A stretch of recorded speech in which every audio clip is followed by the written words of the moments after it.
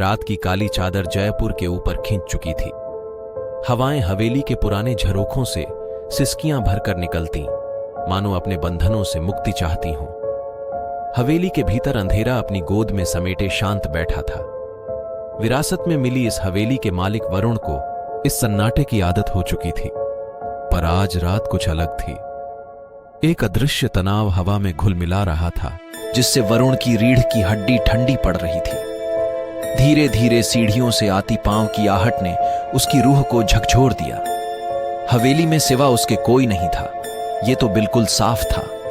हवा में एक सौंधी खुशबू फैली, जो अजनबी तो थी पर बुरी नहीं। उस आहट के साथ साथ हल्का हल्का सरसराहट भी आ रही थी, मानो रेशम का कोई वस्त्र खिसक रहा। वरुण का दिल गला में धक धक करने लगा। वो डर से जकड़ा हुआ था, पर जिज्ञासा उसे रोक नहीं पाई। वो धीरे धीरे उस आकृति के पीछे चलने लगा। वो हवेली के एक बंद कमरे के सामने रुकी, जिसका दरवाजा सालों से बंद था। आकृति ने अपना हाथ बढ़ाकर दरवाजे को छुआ और वो धीरे धीरे खुल गया। कमरे के अंदर से हल्की रोशनी निकल रही थी, जो मोमबत्ती की नहीं थी, बल्कि कोई कह सकता है कि दुनिया की अनंत रहस्य है कि यह समझने योग्य है। अचानक आकृति की ओर उसकी नजर गई। अब वो अंधेरे में नहीं थी। मोमबत्ती की रोशनी में उसका चेहरा साफ नजर आ रहा था। वो एक युवती थी, बेहद खूबसूरत, पर उसकी आंखों में एक शून्यता थी, जो उसकी खूबसूरती को भी डरावना बना रही थी। उसने वरुण की तरफ देखा और बोलना शुरू किया।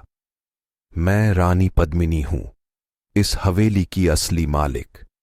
सालों पहले मुझे धोखे से मारकर इस कमरे में कैद कर दिया गया था। यही ताबीज मेरी आत्मा को बांधे रखता है। क्या तुम मुझे मुक्त करोगे? वरुण की सांस अटक गई। वो नहीं जानता था कि क्या करे, पर उस युवती की आंखों में दर्द देखकर उसका मन पिघल गया। उसने हाथ बढ़ाकर ताबीज उठा लिया और कमरे से बाहर आ गया। वो सीढ़ियां चढ़कर अपने कमरे में गया और ताबीज को जमीन पर फेंक दिया। कुछ देर तक कमरे में सन्नाटा छाया रहा।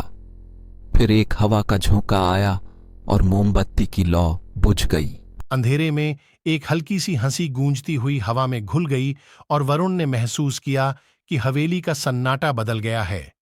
वो अब डरावना नहीं लगा, बल्कि एक शांत शोक में डूबा हुआ था। वरुण, अगर कहानी अच्छी लगी तो चैनल को सब्सक्राइब करना ना भूले। मिलते हैं अगली वीडियो में। तब तक के लिए अपना बहुत ख्याल रखिए।